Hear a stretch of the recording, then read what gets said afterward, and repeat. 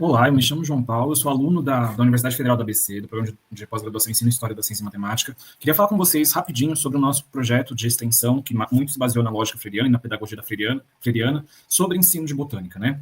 Esse trabalho ele foi escrito por mim, pelo meu orientador João Rodrigo, e pela minha colega de trabalho Carolina Maria, tá bom? Então, só um panorama mais geral, a gente tem no ensino de biologia, e vários autores vão apontar isso para a gente, um ensino muito propedêutico, um ensino muito diretivo, um ensino um pouco contextualizado e muito compartimentalizado, né?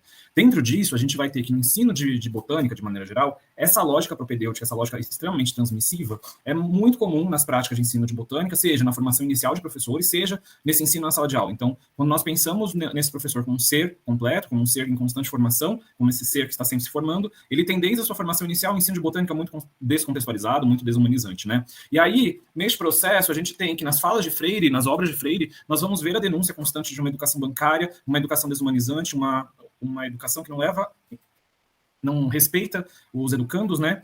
E nisso a gente vai ter essa fato desse ensino não ganhar sentido, esse ensino de botânica que não ajuda na leitura do mundo, esse mundo vegetal, esse mundo vivo. Então, quando a gente fala sobre ensino de botânica, qual vida nós estamos falando? Quem está vivo no ensino de botânica? É isso que a gente tá tentando trabalhar com os nossos professores, né? E aí, quando a gente fala disso, a gente tem que falar de que o ensino de ciências, quando muito nos traz o Freire e o Faundes, vai colocar que o ensino precisa ser uma pergunta e não uma resposta. Então, o ensino de ciência nada mais é do que a busca por perguntas, mas a gente cada vez mais vai fazendo um ensino de ciência, biologia e botânica que só busca respostas e não perguntas, né?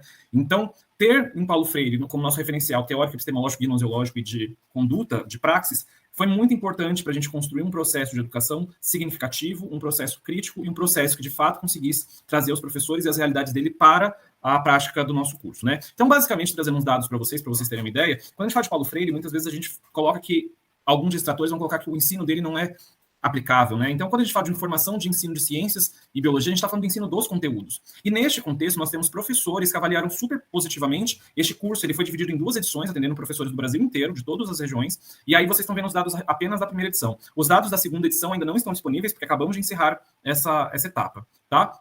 Então, a gente percebe que esses professores avaliam de extremo, muito positivo a abordagem freiriana escolhida para o nosso curso, né? Nesse sentido, a gente questionou os alunos, né, os professores em formação, se caso eles concordam que a gente conseguiu estabelecer esse diálogo. E foi positivo. Então, a gente percebe que os professores olharam para a nossa formação, olharam para o que a gente conseguiu construir e avaliaram positivamente isso para o nosso lado. E aí, quando a gente escolhe dar o nosso curso de botânica dialógica, a gente quis, de fato, trazer, nós mantivemos o componente dialógico na nossa formação e isso aconteceu. Foi uma coisa muito legal, justamente porque, num contexto de pandemia, num contexto de ensino remoto, como esse curso aconteceu, a gente conseguiu fazer isso. E aí, uma coisa que é muito interessante é, mesmo assim, mesmo priorizando a pedagogia do Paulo Freire, nós conseguimos fazer um ensino que, de fato, conversa com a realidade da sala de aula e os professores nos dizem que sim. Então, é muito interessante que, muitas vezes, os conteúdos e as partes pedagógicas, muitas vezes, não conversam, e a gente tem em Paulo Freire essa conversa, esse diálogo que foi de extrema importância. E aí é muito engraçado, né? Porque a gente coloca que essas reflexões constantes podem ser aplicadas em sala de aula e os professores também nos mostram de maneira muito positiva. E aí, o que eu queria terminar com vocês? Ao longo do processo, a gente tentou construir uma formação junto com, não só para os professores, e nesse sentido nós